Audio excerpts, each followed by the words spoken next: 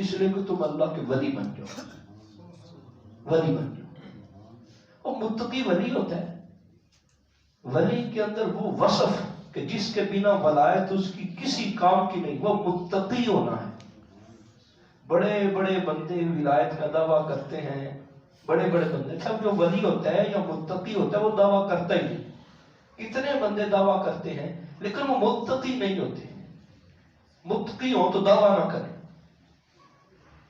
متقی تو ہوتا ہے بچنے والا، لیکن ہر گناہ اس کے ڈیرے پہ ہوتا ہے، ہر برائی اس کے مزار پہ ہوتی ہے، ہر غلط کام اس کے ڈیرے پہ ہوتا ہے، اس کے آستانے پہ ہوتا ہے۔ ہم کس طرح اس کو پیر مان لیں، کس طرح ہم اس کو متقی مان لیں؟ ایک بزرگ رحمۃ اللہ تعالیٰ علیہ تھے، یہ ہمارا موضوع نہیں ہے لیکن آپ کے ذہن میں ایک وسوسہ آئے گا، اس وسوسے کو دور کرنے کے لیے آپ کہیں کہ پھر اس کا مطلب ہے بابا صاحب بھی کوئی نہیں، دادا صاحب بھی کوئی نہیں، بابا فرید بھی کوئی نہیں، وہاں پہ تو سارے معاملات ہوتے ہیں۔ بزرگ رحمۃ اللہ تعالیٰ علیہ کا واقعہ کسی صوفی، وہ بھی بڑے اعلیٰ درجے کے ہیں، وہ بڑا مشہور نام ہے، ان کا نام اپنے ذہن میں نہیں ہے، انہوں نے مسئلہ یہ بیان کیا، حضور جب آپ کے آستانے پہ آتے ہیں تو لوگ بڑے ڈھول وغیرہ بجاتے ہیں، سب کچھ کرتے ہیں، تو یہ بزرگ ہیں، بڑے شیخ ہیں، بڑے اللہ والے ہیں، یہ کیوں نہیں روکتے؟ انہوں نے مراقبہ کیا وہاں، انہوں نے جب مراقبہ کیا، انہوں نے کہا ان کی روح مبارک تو یہاں پہ آئی نہیں۔ جس وقت یہ برائی والا معاملہ ہوتا ہے تو وہاں سے چلے جاتے ہیں، روح ان کی ہوتی نہیں مزار شریف میں۔ بندہ کہے یار یہ پھر اللہ کے ولی روکتے کیوں نہیں؟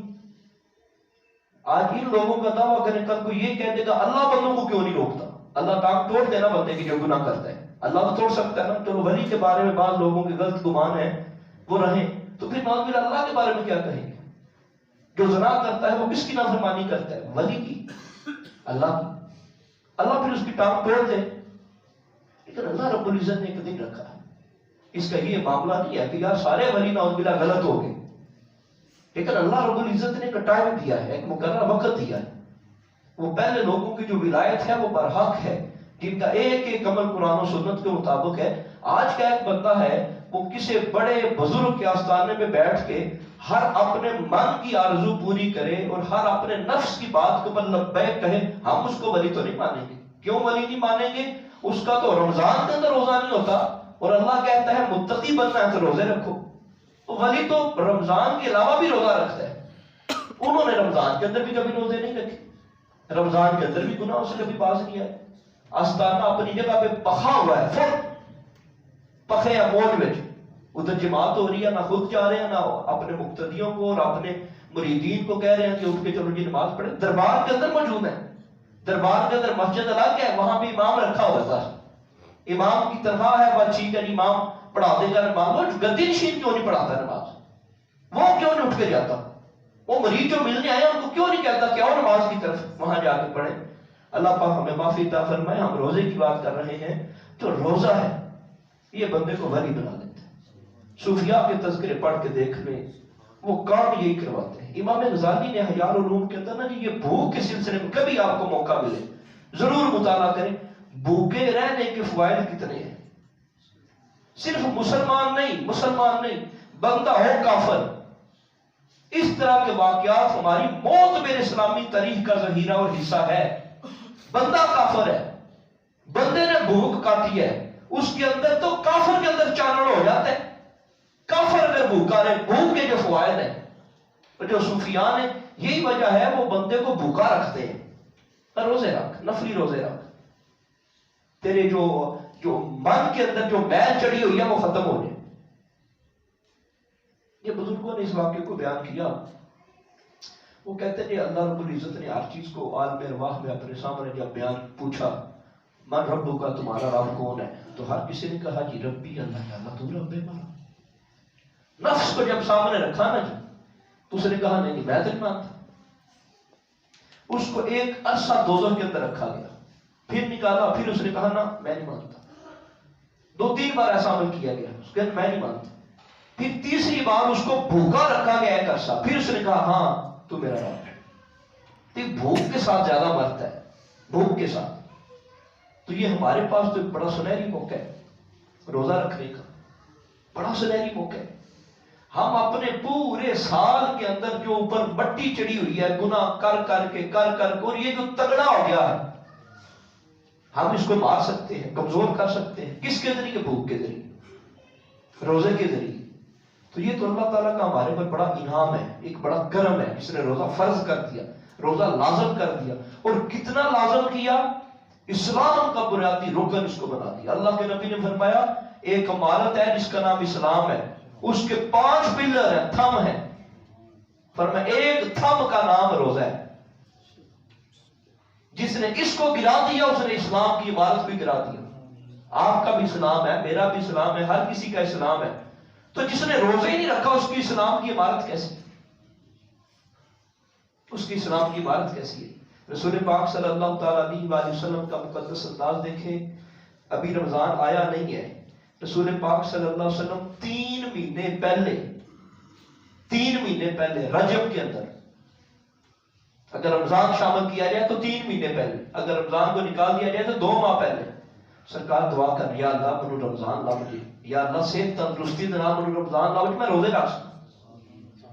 2 مہینے پہلا دعاواں شروع۔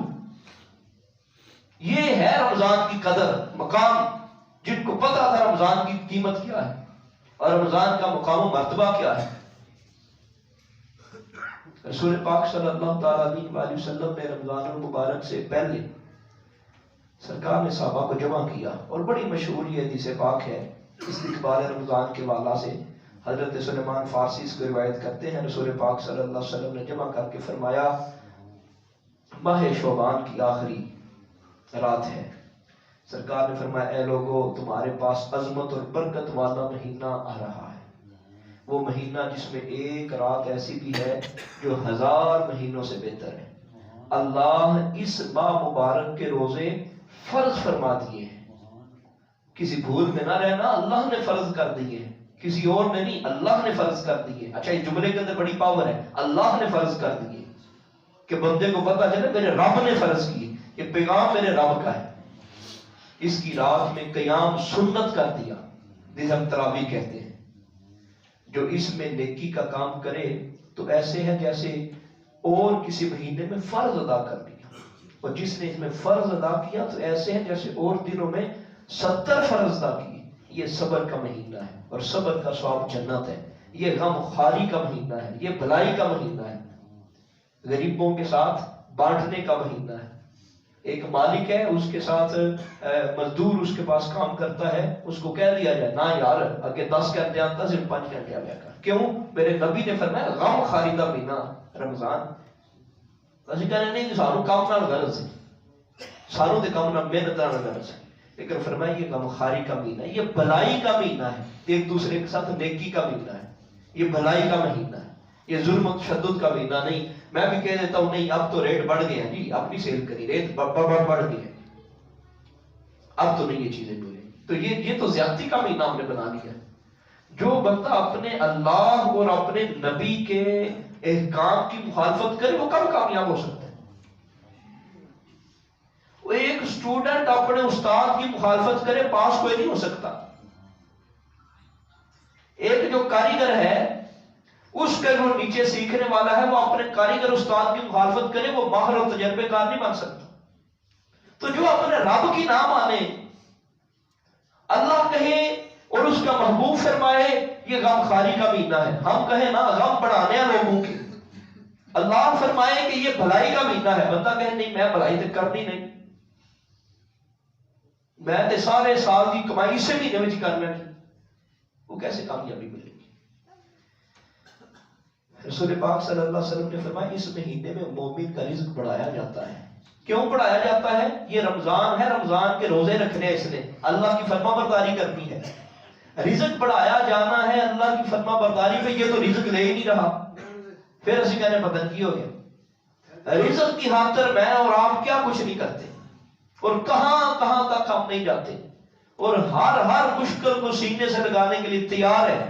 دیارے غیر میں بندے رزق کے لیے جا رہے ہیں، یورپ، امریکہ، دیگر ممالک میں کئی رزق کے لیے جا رہے ہیں، دولت کے لیے، اور اللہ کہتا ہے رزق بڑھے گا، رزق بڑھے گا اس مہینے میں۔ کب؟ جب اللہ اور اس کے رسول کے فرمانوں کے تحت اس مہینے کو تو گزارے، رزق تیرا بڑھے گا۔ اسی کہنے نہیں باقی ہر بندے دی گل مننی ہے، اللہ اور اس رسول دی گل نہیں مننی نا، وہ پھر کامیابی کتوں ملے؟ رزق کتوں ملنا؟ اور رزق جس طرح آنا ہے تو جانا بھی اسی طرح ہے. ناجائز اور حرام طریقے کے ساتھ کمایا، ناجائز اور حرام طریقوں کے اوپر ہی گیا. اب کبھی آزما کے دیکھ لیں، 2 نمبری کر کے پیسہ کمائیں، کبھی آپ کو توفیق نہیں ہوگی کہ اللہ کی راہ میں پیسہ لگائے. وہ اللہ کو پتا ہے وہ پیسہ خالص ہوگا تو بار بار نیکی کے راستے پہ لگے گا. بعض بڑے ایسے بندے ہیں جو سمجھتے ہیں کہ ہم نیکی کی راہ پہ دے رہے ہیں، اصل میں وہ نیکی کی راہ پہ دے نہیں رہے ہوتے. پیسہ ناجائز طریقے پہ کمایا ہے اور سمجھ یہ رہے ہیں کہ میں نے اپنا دوسرا جو نا وہ بڑی نیکی کر لی ہے. وہ میں تو اپنی زکات ادا کرتا ہوں، فری ڈسپینسری بنا رکھی ہے، میرے تو پیسے وہاں پہ جاتے ہیں مہینہ میں. کسی سے مسئلہ تو پوچھے وہاں زکات لگتی ہے کہ نہیں لگتی؟ نہیں جی وہ میں تو بس شادیاں کروا دی ہیں، میں نے تو فلاں نیکی کروا دی ہے. وہ مسئلہ تو پوچھے کیا شریعت میں اس طرح وہ پیسے آپ کے لگنے جائز ہے؟ پیسوں کے اندر ریاکاری آ جائے گی، دکھلاوا آ جائے گا، 50 ایسی صورتیں تو شامل ہیں. ادھر سے دل بھی بندے کا تگڑا کہ نہیں میں نیکی کی راہ میں پیسے دے رہا ہوں، اور کما وہ ناجائز رہا ہے. اور بندہ کہے نہیں یار اگر میں ناجائز کماتا ہوتا تو نیکی کے راستے پہ میرے پیسے نہیں لگنے تھے. اس کی آؤٹ پٹ کیا ہے جہاں تو پیسے لگا رہا ہے؟ کتنے لوگوں کی نسلیں سنوری ہیں، سیدھے کتنے لوگ ہوئے، دین پہ کتنے چلے ہیں، رسول پاک کے کتنے قریب ہوئے. اور لوگ آپ کے دیے ہوئے پیسوں سے گناہ کرتے ہیں، نیکی کوئی نہیں کرتے. آپ وہ پڑھ کے دیکھ لیں، ہستیاں لوگوں کی جان کے دیکھ لیں. وہ مجھے کسی نے صدقہ خیرات دیے تو بس گھر میں ڈش نہیں لگی ہوئی تھی تو میں تو ڈش لے آئی. وہ پہلے نہیں، اب تو الحمدللہ سارے چینل آتے، ساتھ الحمدللہ بھی کہہ دیا سارے چینل آتے ہیں نہیں.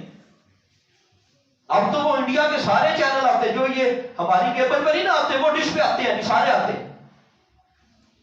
تو وہ جو آپ نے اس کو پیسے دیے تھے اسی کی وہ لے کے آئے.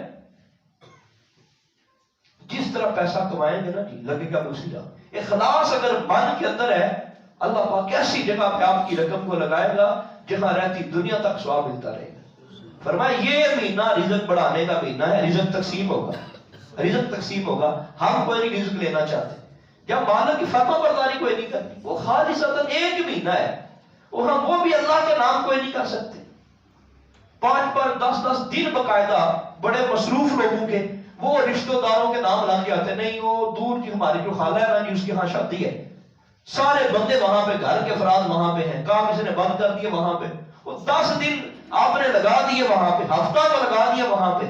اگر پورے سال میں اللہ کی بارگاہ میں ایک مہینہ دینا پڑے تو فرق کیا پڑ جاتا.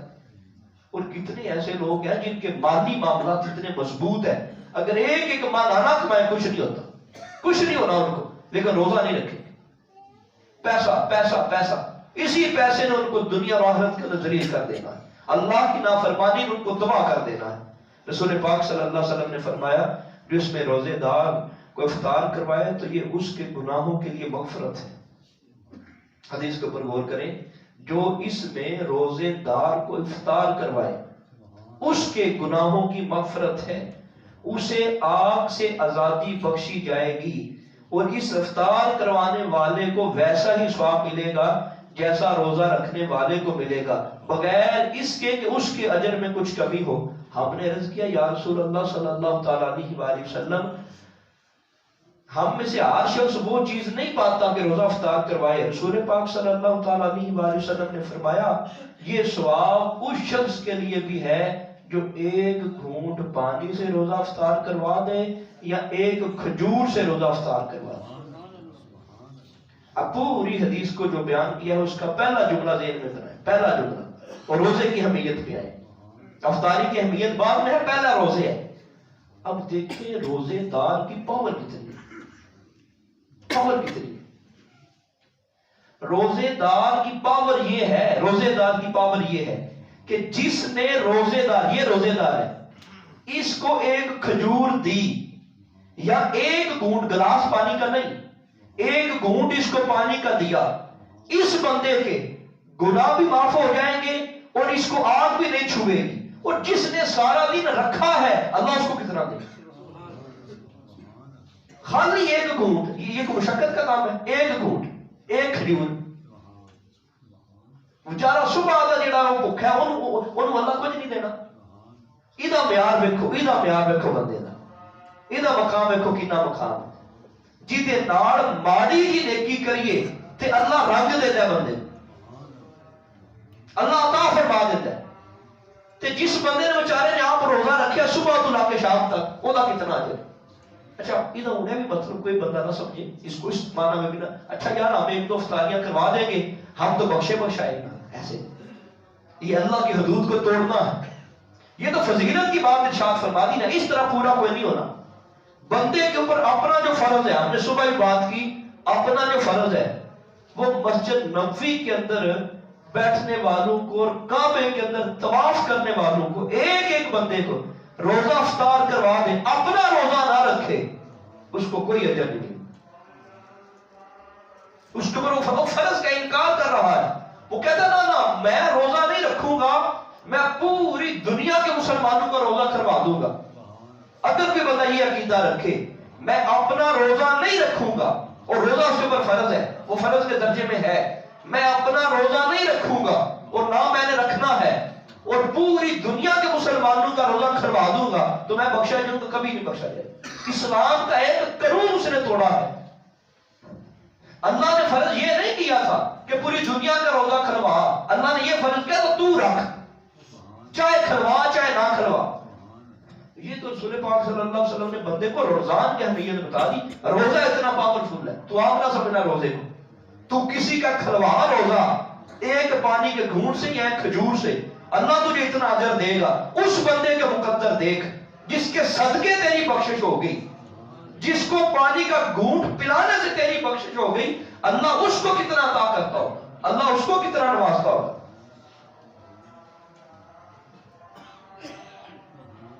رسول پاک صلی اللہ علیہ وسلم کی اور بھی بڑی یہ لمبی حدیث پاک ہے. سرکار نے فرمایا جو اپنے غلام سے اس مہینے میں کام کم لے اللہ تعالیٰ اسے بخش دے. یہ نبی پاک کی دعا ہے. یہ تو سارے تقریباً ہم لے سکتے ہیں دعا. سرکار دعا کریں یا اللہ اس کی بخشش فرما، وہ قبول نہ ہو. وہ دعا ہم کیسے لینی ہے؟ اپنے مزدور سے کم کام لے کے، لیکن یہ نہیں کہ خالی کام کم لے، اس کی منت بھی کر لے. کوئی نہیں، کبھی کبھار ہم نے سیٹھوں کو دیکھا ہے کام کروانے کے لیے منت کر لیتے ہیں، تو دین کے لیے بھی منت کر لی جائے تو حرج کوئی نہیں ہوتا. یا روزے رکھ لیں، صبح ٹائم کرو نہ سہری پڑھیے، نہیں نہ پکڑی اکال آ جی میری، جتنے 10:30 بڑے نہیں پکڑی اتنے تیری بھی پک گئی. پر مہربانی کر تو نہ آج، میں بھی تیرنا تھوڑا تھوڑا کام کروانا کراں گا، کوئی اور بندے نے کہہ لینا نال تھوڑے تھوڑے کام کرن گے.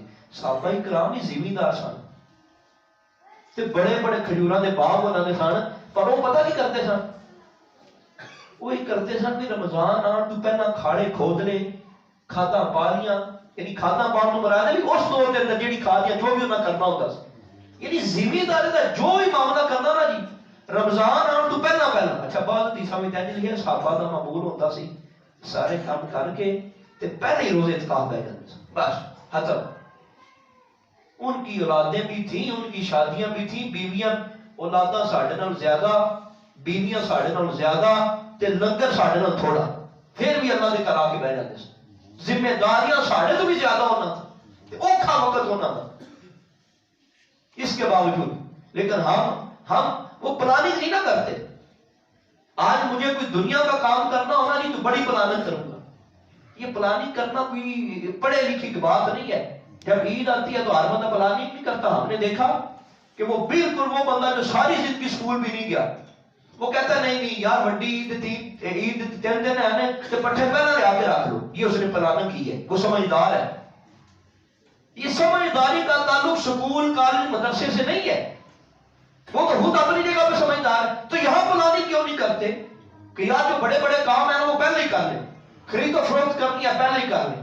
وہ آخری اشرہ بڑا باکمال اشرہ ہے، تب ہمیں یہ مصیبت پڑ جاتی بچیاں کی خرید و فروخت کر لو، کپڑے خرید لو، فلاں کر لو فلاں کر لو. وہ تو عبادت کا اشرہ ہے اور یہ رمضان عبادت کا ہے. ہم پہلے کرنا جو کرنا ہے ایڈوانس چلیں. بڑے بندے ایسے جو ایڈوانس چلتے ہیں دنیا کے معاملے میں، وہ پہلے ہی کام کر لیتے ہیں. نہیں آپ پہلے کر. تو ہمیں رمضان کے سلسلے میں پلاننگ کرنا ہو اپنے معاملے. یہ 2-3 دن ہے ابھی تو بندہ ٹک کے اپنی مصروفیات جتنی جلدی ہو سکتا ہے بھاگ دوڑ کر کے ختم کر لیں کہ رمضان کے اندر میں فارغ رہوں اور بس موٹے موٹے کام مجھے کرنے پڑے.